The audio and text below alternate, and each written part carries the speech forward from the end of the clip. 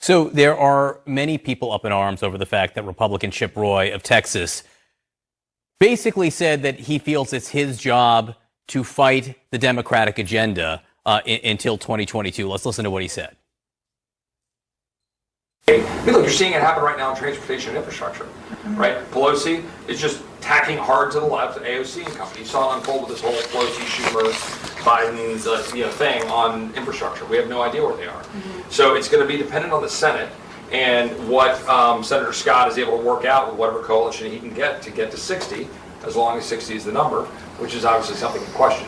I mean, honestly, right now, for the next 18 months, our job is to do everything we can to slow all of that down to get to December 2022 and then get in here and lead.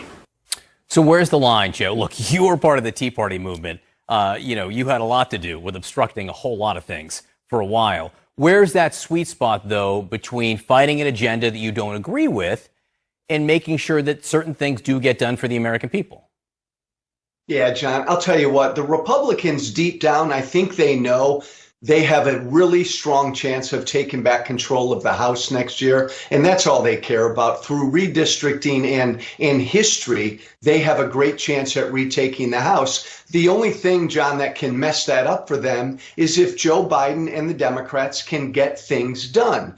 And they did on COVID relief. And now they have a great opportunity, the Democrats do, if Republicans will work with them to do something on infrastructure. Chip Roy said the truth out loud there.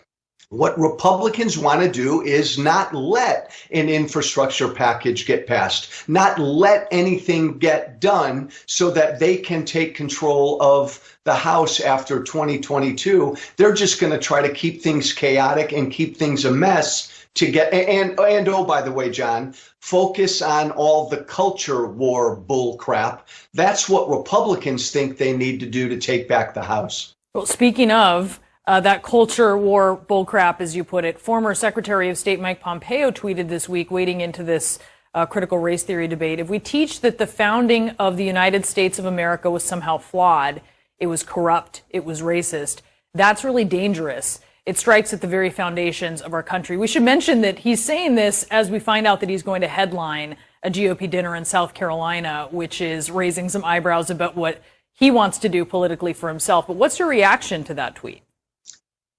Brianna, I read that tweet, and I know Mike Pompeo. I served in Congress with Mike Pompeo. I read that tweet, and I almost cried.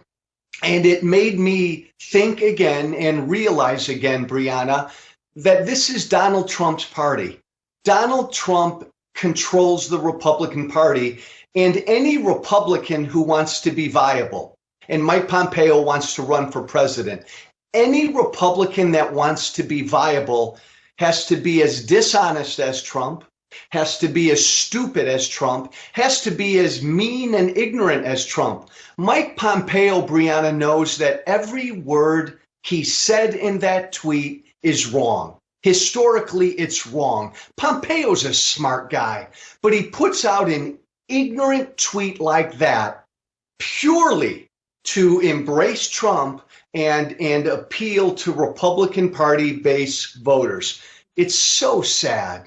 It's also just historically inaccurate, right? I mean, for a guy who went to West Point and Harvard, he should know the Constitution talks about forming a more perfect union. In other words, we can be better. What are constitutional amendments, if not admissions that things can be better, that there's something wrong, or yes, Mike Pompeo, even flawed, that needs to be fixed? Go back to high school history, Mr. Secretary.